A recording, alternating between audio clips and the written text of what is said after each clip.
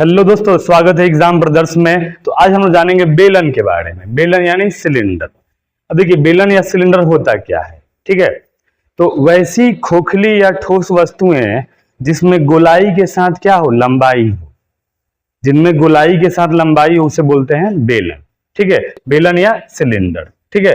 अगर हम बात करें बेलन का आधार क्षेत्रफल, तो आप यहाँ देख सकते हैं कि बेलन का जो आधार होता है ना, वो वृत्त होता है। क्या होता है? वृत्त। ऊपर वाला हिस्सा भी वृत्त, नीचे वाला हिस्सा भी वृत्त। तो बेलन का आधार क्षेत्रफल हो जाएगा पाई आर स्क्वायर, जो वृत्त का क्षेत्रफल होता है। और बेलन का आधार परिधि हो जाएगा 2 पाई आर, जो वृत्त की परिधि होता है, ठीक है ना।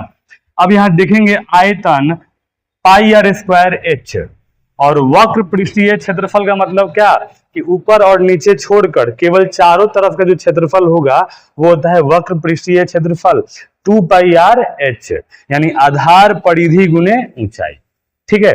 और बेलन का संपूर्ण पृष्ठीय क्षेत्रफल होता है 2 pi r into r plus h, यानी संपूर्ण पृष्ठीय क्षेत्रफल में क्या होता है कि चारों तरफ का भी क्षेत्रफल होता है, ऊपर का भी होता है और नीचे का भी होता है। अगर सभी तरह का, अगर सब चारों तरफ का अगर क्षेत्रफल हम निकाल दें तो उसे बोलेंगे संपूर्ण पृष्ठीय क्षेत्रफल।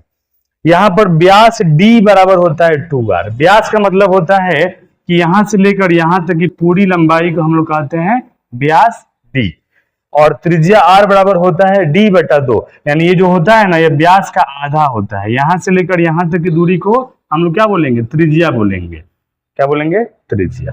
तो मुझे उम्मीद है आप लोग को बेलन समझ में आया होगा। Thank you so much.